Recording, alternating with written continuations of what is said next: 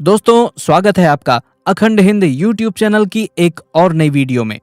इस वीडियो में पुष्पेंद्र कुलश्रेष्ठ जी ने कई अहम मुद्दों और असामाजिक तत्वों के बारे में बात की है जो हमारे सामाजिक और राष्ट्रीय मुद्दों को अफेक्ट करती है। इसके अलावा पुष्पेंद्र कुलश्रेष्ठ जी ने कई अन्य मुद्दों पर भी बात की है जिसे आज के सभी युवा को जानना तथा समझना अत्यंत आवश्यक है। इसलिए वीडियो को लाइक एवं शेयर करने के साथ जागरूकता के इस अभियान में आप अपना महत्वपूर्ण योगदान अवश्य दें।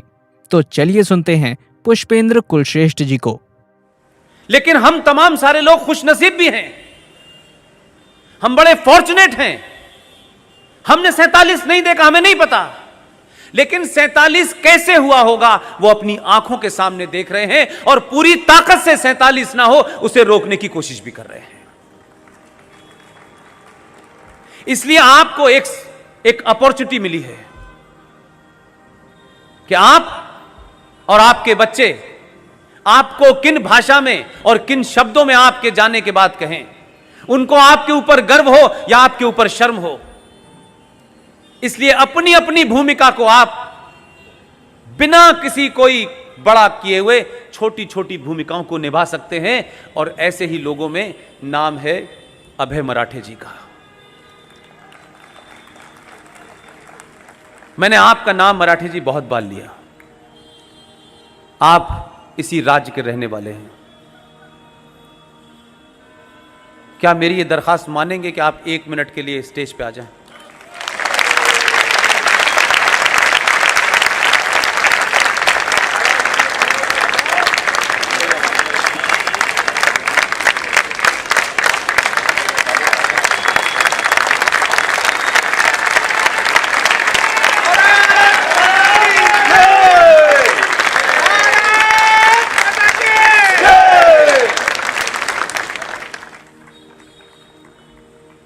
ये राष्ट्रीय दिन दर्शिका के नाम से है। इसको मैं जितनी बार देखता हूं मुझे लगता है कि ये पहले क्यों नहीं हुआ। इसलिए इस कैलेंडर को आप देखेंगे, इसी के अंदर इन्होंने ऐसी चीज़ें छाप दी हैं कि जब आपके बच्चे पूछेंगे सवाल, जब वो बच्चे पूछें तो आपको वो जवाब देना पड़ेगा। और आप जब आपको जवाब देंगे तब आपको ये भी पता चलेगा कि आखिर ऐसी कौन कौन सी वजह थी जो हमसे छुपाई गई, जो आपको बताई नहीं गई। उसमें से एक इम्पॉर्टेंट है, वो मैं सिर्फ चाहता हूँ कि आप देख लें, क्योंकि मेरे कहने नहीं कहने का बहुत ज़्यादा फ़र्क नहीं पड़ता। ये वो चित्र हैं जो भारत के पहले ओरिजिनल कॉन्स्टिट्यूशन पे छपे हुए थे। पूरे 22 नहीं हैं, कुछ छापे हैं। इसलिए जब जब आपके घर में इस कैलेंडर को लोग देखेंगे तो आपने भारत की पहचान के रूप में इस देश में कुछ लुटेरों को, उनकी सत्ता में जो लोग थे, उस लुटेरी फैमिली के एक आदमी के ताजमहल को आपने भारत की पहचान बनाया। और पिछले 70 सालों से आपने दुनिया के राष्ट्र अध्यक्षों को दिया। वो ताजमहल, उसकी हकीकत क्या है इसे लिखने की जुर्रत नहीं है। मराठे साहब ने उसकी हिस्ट्री इसमें लिखी है और तस्वीर भी छापी है।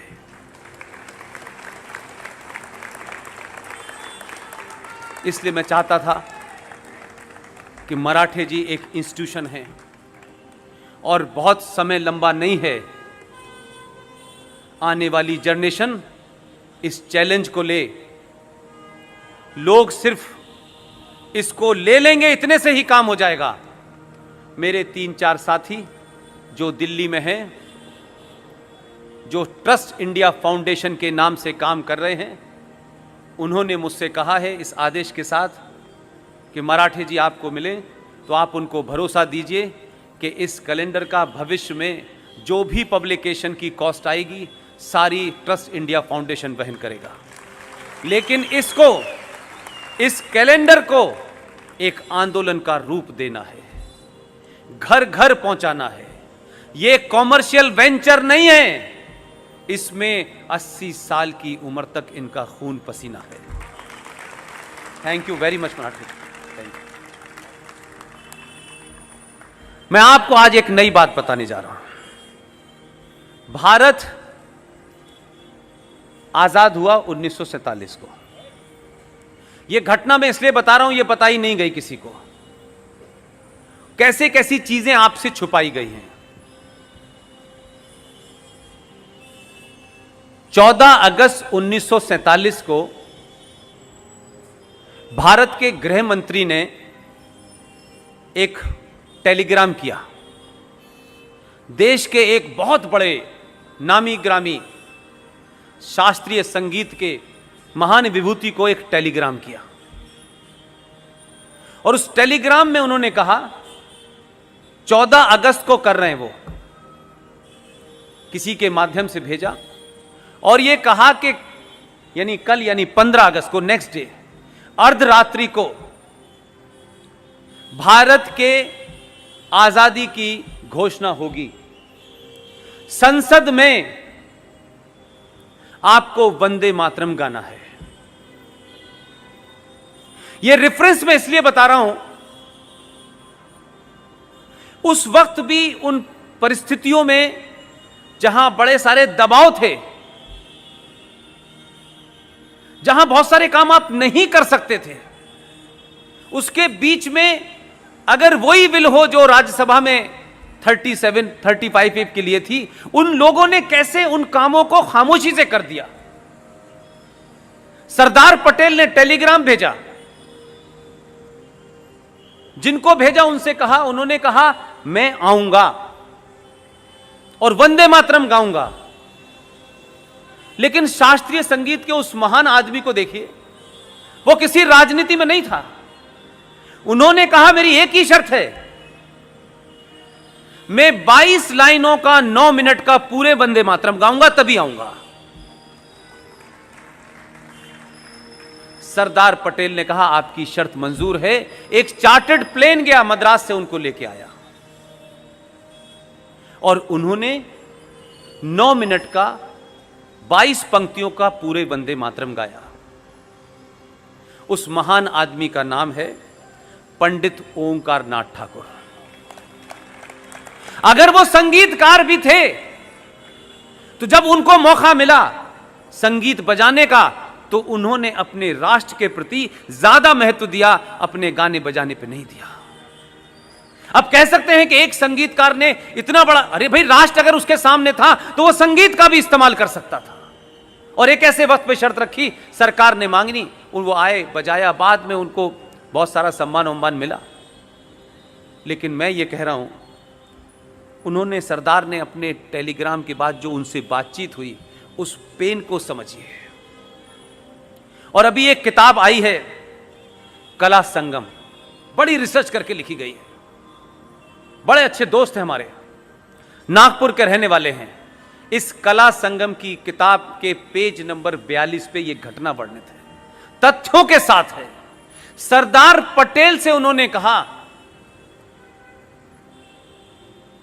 खंडित भारत में, सरदार पटेल ने कहा हां, खंडित भारत में आपको पूरा वंदे मातरम गाना है। मेरा इतना कहना है, देश खंडित कर दिया था आपने, किन मजबूरियों के किया वो सबको पता है। लेकिन आजाद भारत की पार्लियामेंट में अखंड वंदे मातरम बजा। लेकिन बौने लोगों ने, इसके बाद की घटना सुनिए आप, ये जो आज बात कही जा रही है उस रेफरेंस में कहना चाहता हूं। जब ये बजा, सौरभ भाई, मौलाना अबुल कलाम जैसा फ्रॉड और तमाम वो लोग जिनको भारत के इतिहास में एक महान मुसलमान बताया गया है, ये सब खड़े हो गए। आप शकीकुल रहमान बर्क नाम का एक समाजवादी पार्टी का एमपी है, उत्तर प्रदेश के वेस्ट यूपी के संबल से खड़ा होकर जीत के आता है। वो जब भारत की पार्लियामेंट में वंदे मातरम बजता है तो वो उठ के चले जाता है। आपने उसको उठते हुए देखा है। मेरा सवाल यह है कि जो भारत बट गया था, जिना की सोच के लोग चले गए थे, यहां जो महान सोच के लोग रह गए थे, ये जिना से ज्यादा खतरनाक थे। आपको पहचानने में आपने गलती की, इसलिए अगर सही समय पे सही बात पहचानी होती तो आज शाहीन बाग पैदा नहीं होता।